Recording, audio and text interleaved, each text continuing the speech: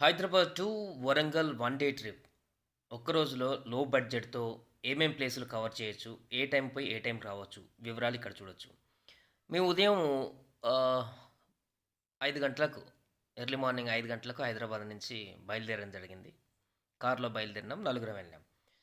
So, ఆహ్, morning 5 నుంచి night 9-10 లోపు మళ్ళీ ఇంటికి రీచ్ అవ్వడం జరిగింది. ఈ మధ్యలో వరంగల్‌కెళ్ళి వరంగల్‌లో ఏమేమి చూడొచ్చు లో బడ్జెట్‌లో, ఎంత ఖర్చవుతుందనేటువంటి విషయాలు కూడా మనం తెలుసుకుందాం. ముందుగా 5 గంటలకు ఇక్కడి నుంచి బయలుదేరిన తర్వాత హైదరాబాద్ సిటీ ఔట్‌స్కట్స్ నుంచి సుమారుగా 150 కిలోమీటర్ల వరకు వరంగల్ డిస్టెన్స్ వస్తుంది.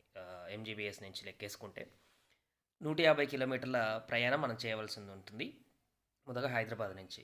సో, దీనికి పెద్ద ఖర్చు కూడా కాదు. కారు మైలేజ్‌ని బట్టి ఆహ్, ఈచ్ వన్ ఒక 1500 హెవీ నాకు తెలిసి. మధ్యాహ్నం మార్నింగ్ టిఫిన్ చేసి, మధ్యలో అక్కడ లంచ్ చేసి, నైట్ డిన్నర్ ఇక్కడ ఇంటికొచ్చాక చేస్తాం.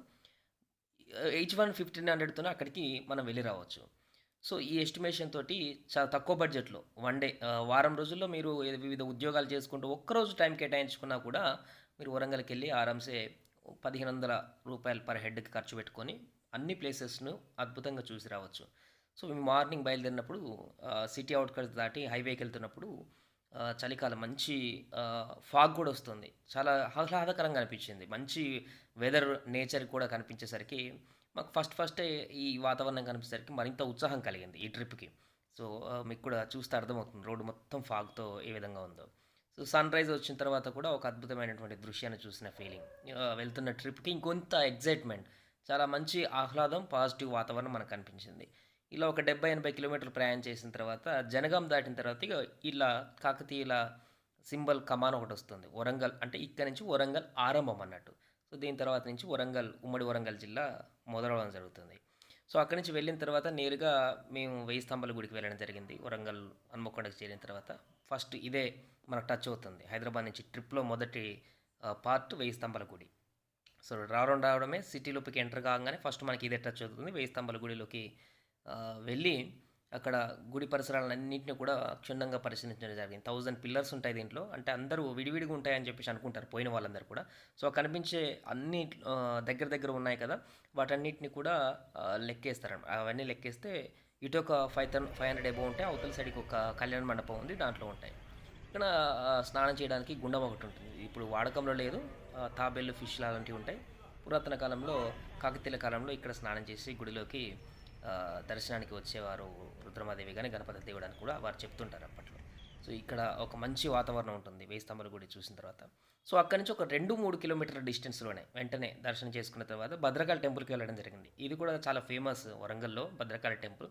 చాలామంది కూడా దర్శించుకుంటారు ఇక్కడికొచ్చి. కోరిన కోరికలు తీర్చే అమ్మవారని చెప్పేసి ప్రతీతి. చెరువు పక్కనే వెలిసినటువంటి అమ్మవారు. వరంగల్ ప్రజలందరిని కూడా కంటికి రెప్పలా చూసుకునే అమ్మవారిని కూడా ఇక్కడ కొలుస్తారు.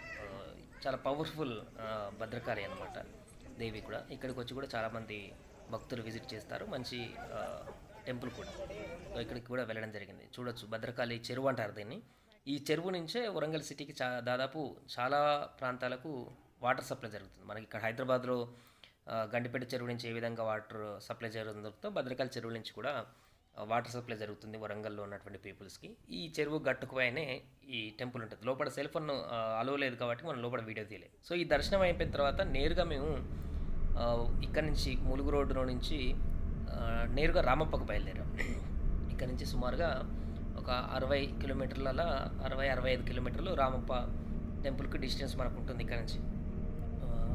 ఫస్ట్ వేయి స్తంభాలు కూడా వస్తుంది. వేయి స్తంభాల నుంచి 2 కిలోమీటర్లు భద్రకాళి ఉంటుంది. భద్రకాళికి వెళ్ళిన తర్వాత వెనక్కొచ్చిన తర్వాత 1 కిలోమీటర్ వెనక్కి వస్తే వేయి స్తంభాల గుడి, భద్రకాళి మధ్యలో ములుగుకు వెళ్ళే ఒక హైవే ఉంటుంది. National highway. ఆ హైవేలో స్ట్రెయిట్‌గా వెళ్ళిపోతే ఇలా ఒక 60 కిలోమీటర్ల వరకు 60, 65 మనకు రామప్ప టెంపుల్ వస్తుంది. సో, రామప్ప టెంపుల్ అనేది మీ అందరికీ తెలిసిందే. యునెస్కో గుర్తింపు కూడా పొందినటువంటి ప్రసిద్ధి గల టెంపుల్. సో, ఆ టెంపుల్‌కి మేము ఇప్పుడు ప్రయాణం జరిగింది. అప్పటికి టైము ఆల్మోస్ట్ 11 అయింది. 11 భద్రకాళి టెంపుల్ దర్శనానికి 10, 11 టైం అయిపోయింది. అంతకు మించి ఎక్కువ కాలేదు. 10, 11కి బయలుదేరేసేసి ఆబ్వియస్‌గా ఈ టెంపుల్‌కి వచ్చేసరికి 12 అయింది almost Ramappa temple. So, entry అవుతున్నాం లోపలికి. చాలా ఆహ్, సిటీకి చాలా దూరంగా ఉంటుంది. ఈ రామప్ప టెంపుల్ దగ్గర ఏ గ్రామాలు కానీ, దూరంలో గ్రామాలుంటాయి గానీ, ఈ టెంపుల్ చుట్టుప్రక్కల ప్రాంతాల్లో మాత్రం పెద్దగా కట్టడాలుండవు, భవనాలుండవు, బిల్డింగ్‌లుండవు, సిటీలుండవు, ప్రజలు కూడా భారీగా ఉండరు. జస్ట్ ఆ టెంపుల్ ముందు కొన్ని అమ్మకందారులకు సంబంధించి షాప్స్ ఉంటాయి అంతే. సో, లోపలికి వెళ్ళాం. ఇక్కడికెళ్ళాక ఈ ప్రతి దృశ్యం సుందరంగా ఉంటుంది ఇక్కడ. ప్రతి శిల్పం, ఏ రాయి చూడు, ఏ ఏ ఏ శిల్పాన్ని చూడు, తనివి తీరా చూడవలసినటువంటి ఈ కట్టడాలు ఈ రామప్ప టెంపుల్‌కి వెళ్ళినప్పుడు. ఇక్కడికి వెళ్ళినప్పుడు సుమారుగా చాలా టైం కేటాయించాలి. నేను చాలా సార్లు ఇక్కడికి వెళ్ళడం జరిగింది కాబట్టి నాతో పాటు వచ్చినటువంటి మిత్రులు చూసి ఎంజాయ్ చేశారు. సో, ఈ విజువల్ మనం చూడొచ్చు. ఈ టెంపుల్ దాదాపు 800 సంవత్సరాల క్రితం అప్పుడు కాకతీయులు కట్టినటువంటి టెంపుల్ ఇది.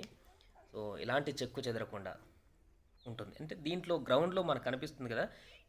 దీనికి పునాది ఇసుక అని చెప్తుంటారు. కొంచెం కింద ఇసుక ఉంటుంది. ఇసుక పైన పునాది నిర్మించి, ఇసుక పునాదితోటి నిర్మించినటువంటి టెంపుల్. అంటే భూకంపాలు వచ్చినా కూడా, ప్రకృతి వైపరీత్యాలు వచ్చినా కూడా ఈ టెంపుల్ చెక్కు చెదరకుండా ఉండడానికి ఆ కాలంలోనే ఆ టెక్నాలజీని ఉపయోగించి కట్టారని చెప్పేసి చెప్తారు. సో, అంత పరిజ్ఞానంతో కట్టినటువంటి కట్టడం అది. సో, ఇక్కడ ఒక నంది కూడా ఉంటుంది టెంపుల్‌కి ఎదురుగానే. నంది కూడా చాలా సుందరంగా కనిపిస్తుంది. ఆ నంది పైన ఉన్నటువంటి చెక్కినటువంటి శిల్పాలు కూడా మనం చూడొచ్చు. చాలా చాలా చాలా అక్యురేట్స్‌గా ఉంటాయి. ఏ ఏ ఒక్క శిల్పాన్ని చూసినా కూడా. అంటే చిన్న చిన్న వాటికి సంబంధించినవి కూడా ఇక్కడ మనం పైన చూడొచ్చు. ఈ గుడికి పైన ప్రతి శిల్పం, ఇక్కడ ప్రతిది ఏంటంటే కొన్ని లోపల మీకు ఆ విజువల్ వచ్చినప్పుడు చూపిస్తాను. అక్కడ వెంట్రిక వెళ్ళి బయటకు వచ్చేటువంటి ఒక చిన్న హోల్స్ కూడా ఉంటాయి. అంత అక్యురేస్‌గా ఇక్కడ శిల్పాలను అప్పుడున్నటువంటి కళాకారులు నిర్మించడం జరిగింది అన్నట్టు. అంత ఫేమస్ టెంపుల్ కాబట్టికే ప్రపంచ వారసత్వ కట్టడాలుగా గుర్తింపు పొందింది. ఇక్కడ శిలాశాసనం కూడా ఉంది. ఇక్కడ పూర్తిగా దాని మీద రాసి కూడా ఉంటాయి. ఈ గుడికి సంబంధించినటువంటి వివరాలు, ఎవరు కట్టించారు, దీని ప్రాముఖ్యత ఏంటి అనేటువంటి విషయాన్ని కూడా అప్పుడు కాకతీయులు ఆ కాలంలో రాసినటువంటి లాంగ్వేజ్ ఇది. దాని భద్రంగా ఆ శిలాఫలకాన్ని ఇంకా కాపాడుతున్నారు అక్కడ. ఇది గుడి సెంటర్ పాయింట్. మిడిల్లో మంచిగా చూడొచ్చు. హాల్ లాగా ఉంటుంది. పైన డిజైన్స్ అద్భుతంగా ఉంటాయి. ఇక్కడ మధ్యలో నిలబడి చప్పట్లు కొడితే రీసౌండ్ హెవీగా వస్తుంటుంది. మనం మాట్లాడినా కూడా ఒక మంచి వైబ్రేషన్స్తో కూడిన వాయిస్ రివర్స్లో మనకు వినిపిస్తుంది. పైన కట్టడాలను చూడొచ్చు. మనుషులు యుద్ధకాలం నాటి నృత్యాలు చేసేటువంటి భంగిమలు, కళాకారులు అందరూ కూడా ఇక్కడ నిర్మించడం జరిగింది. సో, రామప్ప దర్శనం చేసుకున్న తర్వాత పూర్తిగా ఎంజాయ్ చేసిన తర్వాత అక్కడి నుంచి నేరుగా మేము లక్నవరానికి బయలుదేరడం జరిగింది.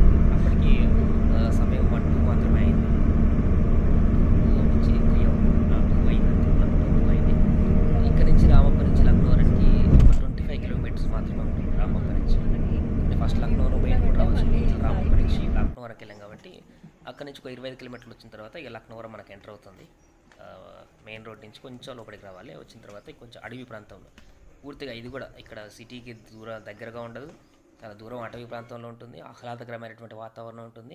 ఇది ఒక లక్నవరం ఒక పెద్ద సరస్సులో ఇవి కేబుల్ బ్రిడ్జ్లు నిర్మించడం జరిగింది. ఇవి నిర్మించిన తర్వాతనే ఈ పర్యాటక శోభ మరింతగా పెరిగింది ఇక్కడ.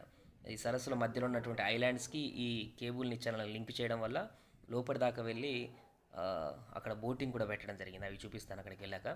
అండ్ ఇక్కడ ఒక హట్స్ కూడా నిర్మించారు పర్యాటక శాఖ. నైట్ మనం స్టే కూడా చేయొచ్చు. ముందే బుక్ చేసుకుంటే ఆన్లైన్లో మీకు కనిపిస్తుంది. మంచి పౌర్ణమి ఉన్న రోజు ముందు రోజు ఒకరోజు వచ్చి, వాటర్ ఫుల్గా ఉన్న రోజు ఒకరోజు వచ్చి మాత్రం స్టే చేస్తే మీకు అద్భుతమైనటువంటి ఒక ఫీలింగ్ కలుగుతుంది. మధ్యలో చుట్టూ వాటర్ ఉంటుంది, పైన వెన్నెల కనిపిస్తుంటుంది. మీకు ఇట్లా ఈ కేబుల్ కూడా ఉండదు. ఇటువైపు హట్స్ ఉంటాయి లోపల. నీళ్ళ మీద తేలియాడేటువంటి ఇండోనేషియా నుంచి తెప్పించినటువంటి కొన్ని కట్టెలతో నిర్మించినటువంటి హట్స్ ఇక్కడ ఉండడం జరిగింది. మంచి నీళ్ళ మీదనే స్టే చేసినట్టుగా ఉంటుంది. సో, అక్కడ మీరు స్టే చేయొచ్చు. ఆన్లైన్లో చూడొచ్చు దానికి సంబంధించిన డీటెయిల్స్. ఇక్కడ బోటింగ్ కూడా ఉంటుంది. సరదాగా అలా బోటింగ్ కూడా వెళ్ళడం జరిగింది. సో, అప్పటికి 2-3 అయింది. వెంటనే మేము రిటర్న్ అయ్యాం. ఇంకొక ప్లేస్ మిగిలింది కదా. ఇప్పటికి ఎన్ని కవర్ అయ్యాయి? వేయి స్తంభాల గుడి, భద్రకాళి, రామప్ప, లక్నవరం. సో, 4 కవర్ అయిపోయాయి. ఇంకొక ప్లేస్, ఇంపార్టెంట్ ప్లేస్ మిగిలింది. అదే వరంగల్ ఫోర్ట్. వరంగల్ ఫోర్ట్ అంటే కాకతీయులు పాలించినటువంటి వాళ్ళ రాజ్యం. అక్కడికి వెళ్ళేటువంటి దారిలో 2-3 అయింది కదా. లంచ్ చేసి ఒక అర్ధగంట ఆగేసి మళ్ళీ రిటర్న్ వెళ్ళిపోవడం జరిగింది చక్కగా. అక్కడి నుంచి 65 కిలోమీటర్ డిస్టెన్స్ లక్నవరం నుంచి వస్తుంది వరంగల్. వచ్చిన తర్వాత డైరెక్ట్ వరంగల్ ఫోర్ట్కి వెళ్ళడం జరిగింది. మీకు కనిపిస్తున్నాయి కదా. ఈ కాకతీయులు మొత్తం పరిపాలించినటువంటి రాజధాని ప్రాంతం ఇది వరంగల్ ఫోర్ట్ అనమాట. వరంగల్ సిటీలోనే ఉంటుంది. రిటర్న్లో మేము దీన్ని చూడడం జరిగింది. మొదట్లో ఆయన్ని కవర్ చేసుకొని 3 ప్రాంతాలని. ఇక్కడ ఉన్నటువంటి కట్టడం ఇది ఎంట్రన్స్. పూర్తిగా ఆ కోటకు ఎంట్రన్స్. ఎంట్రన్స్ వెళ్ళిన తర్వాత ఇది రాజభవనం అంటే ఇక్కడ మంత్రులు కూర్చొని మాట్లాడుకునేటువంటి రాజమందిరం అది. ఇక్కడ శిల్పాలు కూడా అన్నీ కూలిపోయి ఉన్నాయి కాకపోతే, కానీ అద్భుతమైన శిలా పలకలతో కూడినటువంటి కట్టడాలు ఇక్కడ ఉంటాయి. సో అది చూసిన తర్వాత మేము 5 ప్లేసులు అయిపోయినాయి. అప్పటికి ఈవినింగ్ 4 to 5 అవుతుంది. 5 ఆబ్వియస్లీ 5 to 6 కూడా అవుతుంది. కొంచెం ఇక ఫోర్ట్ వరంగల్లో కొంచెం ఎక్కువసేపు గడపడం జరిగింది. ఎందుకంటే అక్కడ చాలా కట్టడాలు ఉంటాయి ఫోటోలు దిగడం అవన్నీ. 5 తర్వాత హైదరాబాద్కి బయలుదేరడం జరిగింది. 6 ఆల్మోస్ట్. సో నైట్ 9 సిటీలోకి ఎంటర్ అయ్యేసరికి నైట్ 9 అయిపోయింది. 9 to 9:30 లోపు నలుగురం ఫ్రెండ్స్ అందరం కూడా ఎవరింట్లో వాళ్ళు పడిపోయాం.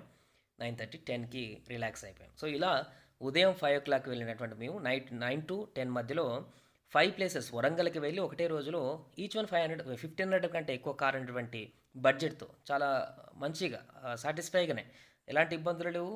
ఏ రకమైనటువంటి ఆ 1500లో ఇంకొంత చూడలేదు, మిస్ అయినాయి, ఇంకెంజాయ్ చేయలేకపోయినాయి కూడా ఏం లేదు. అన్నీ కూడా ఆ 1500లోనే వచ్చేసాయి. అంత పెద్ద కాస్ట్ కూడా ఇంకా ఏం వేరే పెట్టవలసిన అవసరం ఉండదు. సో వీటన్నిటిని కూడా మేము 1500లో హ్యాపీగా వెళ్ళి రావడం జరిగింది. సో మీరు ఒక వీక్లీ ఏదైనా ఒక రోజు కనుక ట్రిప్కి వెళ్ళాలనుకున్నప్పుడు నలుగురు ఫ్రెండ్స్ కనుక హైదరాబాద్ నుంచి వరంగల్కి వెళితే ఈ 5 ప్లేసెస్ని కవర్ చేసి మంచిగా ఎంజాయ్ చేసి పూర్తిగా ఆ డేకి మీకున్నటువంటి హాలిడేకి న్యాయం చేసినటువంటి వ్యక్తులుగా మిగిలిపోతారనేటువంటి సందేశం ఈ వీడియో ద్వారా కలుగుతుందని నేను అనుకుంటున్నాను. సో మీకు ఈ వీడియో నచ్చినట్లయితే లైక్ చేయండి, షేర్ చేయండి, మీ ఫ్రెండ్స్ కూడా ట్రిప్కి వెళ్ళే వాళ్ళకు షేర్ చేయండి.